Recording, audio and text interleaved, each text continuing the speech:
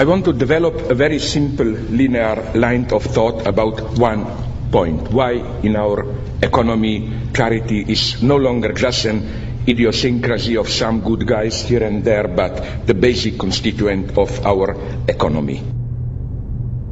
I would like to start with a feature of so-called cultural capitalism, today's form of capitalism, and then develop how the same thing applies also to economy in the narrower sense of the term.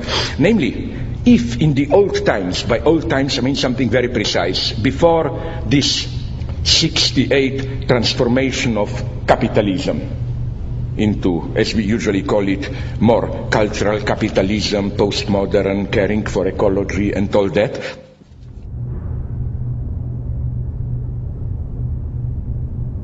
What changed? What changed is that if before this time there was a simple, more or less simple, opposition between here it's consummation, you buy, you speculate and so on, then on the top of it, it comes what you do for a society, like Soros. He's still the old type here, I claim. In the morning he grabs the money, if I simplify it. In the afternoon he gives half of the money back to charities and supporting things and so on.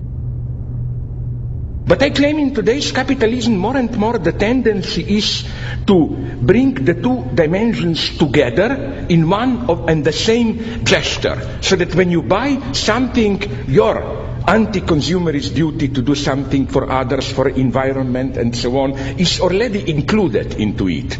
If you think I'm exaggerating, you have them around the corner, walk into any Starbucks coffee, and you will see how they explicitly tell you, I quote their campaign, it's not just what you are buying, it's what you are buying into.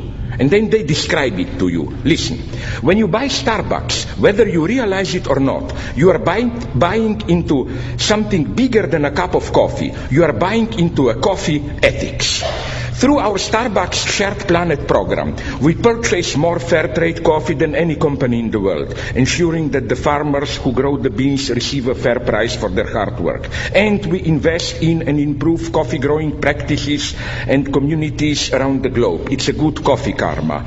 And a little bit of the price of a cup of Starbucks coffee helps furnish the place with comfortable chairs and so on and so on. You see, this is what I call cultural capitalism at its purest. You don't just buy a coffee. You buy in the very consumerist act. You buy your redemption from being only a consumerist, you know. You do something for the environment, you do something to help starving children in Guatemala, you do something to restore the sense of community here, and so on and so on.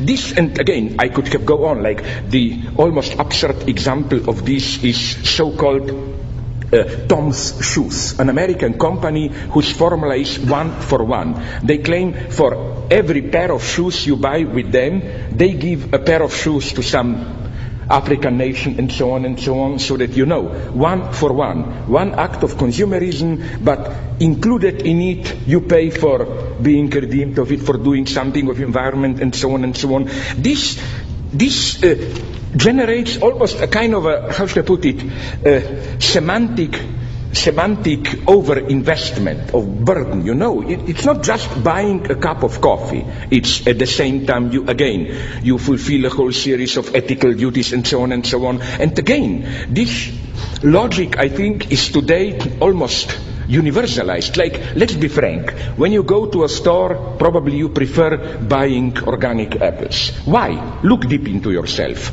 I don't think you really believe that those half-rotten apples, which cost double the good old genetically modified apples that we all like, that they are really any better. I claim we are cynics there, skeptics, but you know, it makes you feel warm that I'm doing something for our Mother Earth, I'm doing something for our planet, and so on and so on. You get all that. So my point is that this very interesting short circuit where the very, as it were, act of egotist consumption and so on already includes the price for its opposite. Based against all of this, I think that we should return to good old Oscar Wilde, who still provided the best formulation against this logic of charity, let me just quote a couple of lines from the beginning of his The Soul of Modern Man Under Socialism, where he points out that, a quote, "It is much more easy to have sympathy with suffering than it is to have sympathy with thought. People find themselves surrounded by hideous poverty, by hideous ugliness, by hideous starvation. It is inevitable that they should be strongly moved by all this. Accordingly, with admirable, though misdirected intentions, they very seriously and very sentimentally set themselves to the task of remedying the evils that they see. But their remedies do not cure the disease, they merely prolong it. Indeed, their remedies are part of the disease. They try to solve the problem of poverty, for instance, by keeping the poor alive, or in the case of a very advanced school, by amusing the poor. But this is not a solution. It is an aggravation of the difficulty. The proper aim is to try and reconstruct society on such a basis that poverty will be impossible, and the altruistic virtues have really prevented the carrying out of this aim.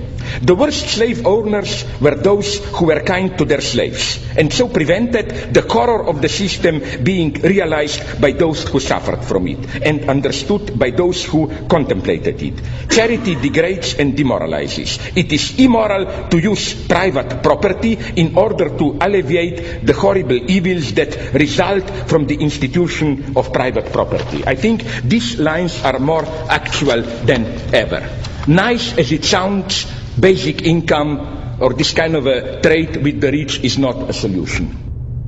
There is for me another, because of a whole series of problems, I see here another problem, again, which is, this is for me the last desperate attempt to make capitalism work for socialism. Let's not discard the evil. Let's make the evil itself work for the good. You remember, you are not old enough, I am, how we were crazy 30, 40 years ago, we were dreaming about socialism with a human face.